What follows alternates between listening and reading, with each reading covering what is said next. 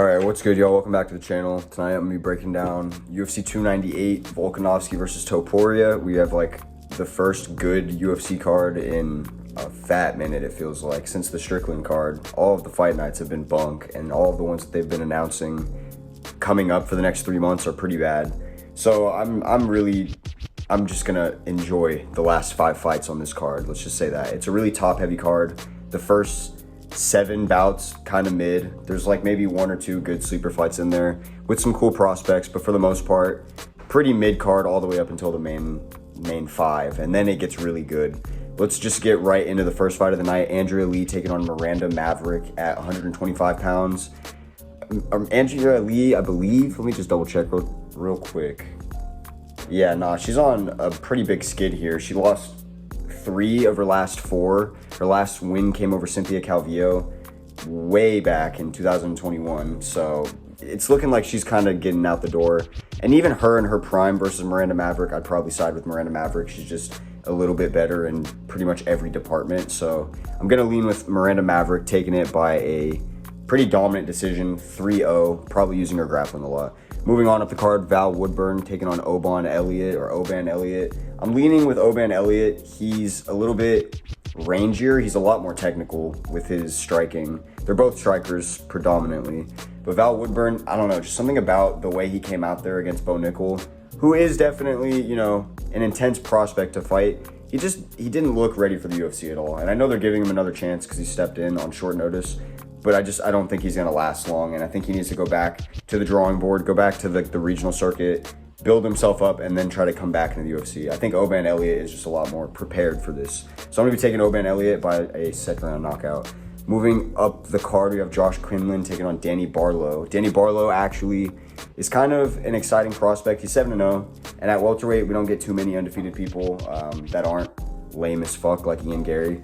But Danny Barlow, with the striking, he has a money left hand. It's like a beam. It reminds me a lot of, funny enough, it reminds me a lot of Geoff Neal, who's further up the card taking on Ian Garry. But yeah, no, Danny Barlow, I'm high on him. Josh Quinlan, I was high on him until he lost to Trey Waters, and he just didn't even look that good in the process, which was disappointing. I thought he was going to look a lot better.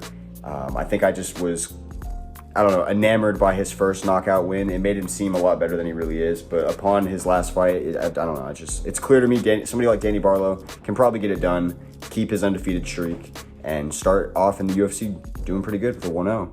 Moving up the card, we have Minyang Zhang taking on Brendson Ribeiro, or Zhang Minyang. I don't really know which one it is, but this one's a little bit tough for me. Both fighters kind of not like 50-50 fighters, but like just like right above that, if you know what I'm saying. Like they'll have like decent looking records, but anytime they take on somebody that's like higher level in their division, they usually get shown as like frauds. That's kind of how I feel about both of them. Brendson, way too reckless on the feet, and that's what makes me feel like Minyang, even if he's getting caught a little bit on the feet, he's going to be able to just find quick openings to take him to the ground and then use his grappling. And he's a much better grappler than Brendson Ribeiro, I feel like. Ribeiro probably gets some decent sweeps, but I think Minyang, with the pressure and just like the wet blanket style that he has sometimes, he'll just be able to get him out of there in like the 2nd or 3rd round. Probably not with a submission, but with just like an accumulation of damage. Like one of those stoppages where you're just kind of hammering away and the ref is just like, okay, too much damage is happening without any protecting yourself. So yeah, I'm gonna sign with Zhang, getting this one done by a 3rd round TKO.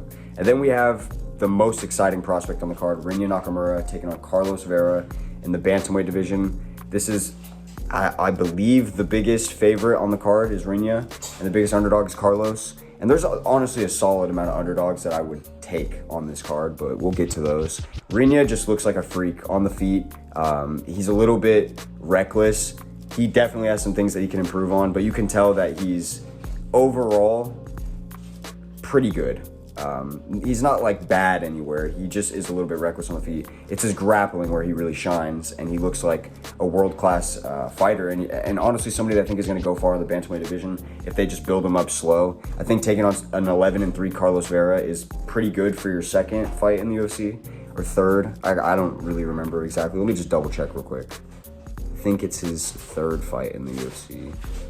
Yeah, no, 3rd fight in the UFC. So for your 3rd fight in the UFC, this is a good bout. Took on Fernie Garcia before this, Toshiyama Kazama right before that. So honestly, I think they're doing it right, and I think that he's going to continue his undefeated streak, move on to 9-0 with a pretty good finish. I think it's going to be a knockout. So let's hope for that. Moving on up the card, first heavyweight bout, Marcos Rogerio de Lima, only heavyweight bout, taking on Junior Tafa. It was originally Justin Tafa. He fell out due to injury. Junior Tafa weighed in for him like the same day. We've never seen that happen. It was pretty cool.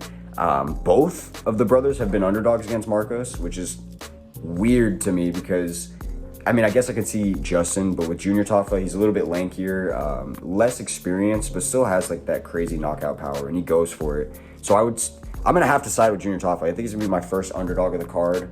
I'm going to be taking him by a knockout. I just think after watching Marcos Rogerio get flying kneed by Derek Lewis, who really is a 50-50 fighter at heavyweight right now, it's not like a 1 in a million thing. He has 9 losses, you feel me? Like, somebody like Junior Tafa, if he just picks his shots, will probably be able to do heavy damage. I think it's going to be a scrap, but I think it's going to be a short-lived scrap. So I'm going to take Junior Tafa by a first-round knockout. And then we have Amanda Lemos taking on Mackenzie Dern. Bruh, Mackenzie Dern ruined my solid parlay. I was on a full card parlay for the Chama card, UFC 295. Full card parlay was hitting all the way up until her. She ruined it. It would have ruined anyways because I didn't pick Pereira, but like still, it just leaves a sour taste in my mouth. And on top of that, she got smoked by an aging Jessica Andrade. And Amanda Lemos, I would argue, is a harder hitter and honestly a worse style matchup on the feet with the striking because Jessica Andrade is shorter. So it's going to be harder for her, in theory, to get up and close and land the shots that she wants to on Mackenzie. With Amanda, she wants to land straight shots, and I think she might have a longer reach, just barely. So it should just be really easy. You never know with these female fights. Like sometimes it just turns into a coin flip. Mackenzie Dern can come out here, work her game plan, go for the clinch, try to initiate takedowns, go straight into her grappling where she's much better. And then, she wins the fight. Like it really could happen like that, but I'm going to side with Amanda Lemos and just hope that I win the coin flip this time. Moving on up the card. Now we're into the main card, the main 5, my favorite fights in a while, honestly. Best main card I've seen in a minute. For sure, best main card of the year. Anthony Hernandez taking on Roman Kopylov. I'm going to side with Roman Kopylov by a knockout. I mean, this dude just is building a beautiful highlight reel. And in the UFC at that, which is impressive. He's had some ups and downs, but as of late, he's just been on a roll. Anthony Hernandez, also, this is like making me want to side with Roman even more. He, for some reason, is a 2-1 favorite, which I just don't understand because when you look at his resume in the octagon so far, he has, 3 canceled bouts in his last 3. But before that, a win over Edmund Shabazian, who a lot of middleweights who are just half decent have figured out. A win over Marc-Andre Barrios, which is decent, but again, not anything crazy. A win over Josh Fremd, literally means nothing. A win over Rodolfo Vera, which was impressive because he subbed him. But like, other than that, man, I could kind of see Rodolfo Vera like maybe beating him nowadays. Like he really cleaned up his act after that loss. So I guess long story short, I'm going to be taking Roman Kopylov. I'm going to be taking him by a second-round knockout. It's going to be a tough fight for him. First round is going to be difficult. I think Anthony Hernandez is tough as hell, and I honestly really like him as a prospect. He's one of my more favorite fighters, I guess, outside of the rankings for sure, especially for a middleweight. But you just got to side with Roman Kopylov. He's like a middleweight Peter Yan. Moving on up the card, we've got Miranda Dvalishvili taking on Henry Cejudo at bantamweight. Henry said, and this is honest to God, this is what shifted me from being kind of up in the air about this fight to just 100% I'm leaning with Miranda. Henry said that he's going to retire if he loses. And every time we see an athlete in the fight game talk about how they have retirement on their mind at all, it usually ends up happening. Like you just can't have that outlook at all. And I understand it. Henry only wants gold. I get that. Like I understand the dichotomy of it, but I just don't think that you can go into the fight game, especially a fight with somebody like Miranda Dvalishvili, and have that mindset. So I'm going to be siding with Miranda. Overall, I think that on the feet, it's going to be a little bit tricky at first for Miranda, but I think he's just going to be so much more dynamic. Like he goes for head kicks a lot. He's going to be mixing in different types of strikes with his punches and his kicks, and he's going to be going for knees. Not to mention he's going to be chasing takedowns, of course. But I don't think he's going to be doing it as much as Henry maybe is going to be anticipating. And then what does Henry have? He can maybe catch him on the feet with that like weird karate style. But we've seen somebody like Marlon catch Merab on the feet and not be able to put him out. And Merab still battles back and, gets the victory with a finish too, which was impressive. Henry doesn't hit like Marlon, So That's like his only key to victory, I feel like. I don't know if Henry's going to be able to out-hustle Merab. That would be hype as hell. I want Henry to win, if I'm being completely honest. I would like to see him have some type of run, maybe build a storyline where he goes up to the title to fight O'Malley, you know, like one last hurrah. I just can't really see it happening. I think this is Merab's time. I'm going to side with Merab Dvalishvili, continuing his crazy win streak. And then we're into the top 3. Geoff Neal taking on Ian Machado Garry. Get the Machado out of your name, brother. Like, let's be real. You're getting Machado with that middle name. I want to side with Geoff Neal. I especially because he's plus money, bro. Like, plus 200, that's good money on somebody like Geoff Neal. He has them hands. But I think Ian Garry really is just too good. And it sucks because he's so whack as a personality. I've never flipped on a fighter so hard. I don't even think I flip on fighters because I think that shit is honestly corny. But I really have flipped on Ian after all of the stuff with his wife came out and how he reacted after. Like, it just, gosh. And then him pulling out of his last fight, just too much happened to ever make me want to like this man again. But as a man, I have to respect that his credentials are there, and he really is one hell of a fighter. He's too rangy. I think he's just going to land all day on Geoff Neal. And I think it's going to go to a decision where Ian is just outlanding him and kind of out-hustling him on the back foot. So, it sucks. I really want Geoff Neal to unite the community tomorrow, but I don't know if it can happen. And then we have the co-main event, Robert Whittaker taking on Paulo Costa.